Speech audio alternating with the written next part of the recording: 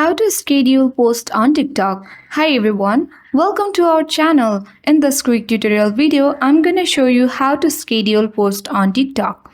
Do watch the video till the end and don't forget to subscribe our channel for more tech and tips videos.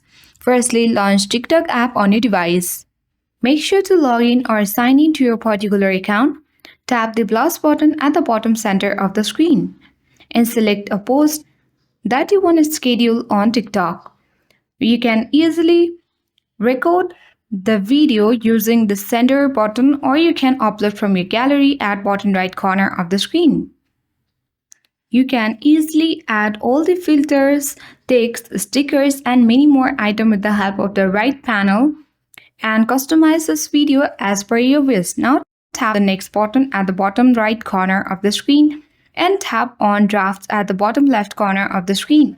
Once you have added this post on the draft, you can easily post this video on TikTok whenever you feel like. So in this way, you can easily schedule post on TikTok. I hope this video was helpful. If it was, then do like, share, comment and subscribe to our channel.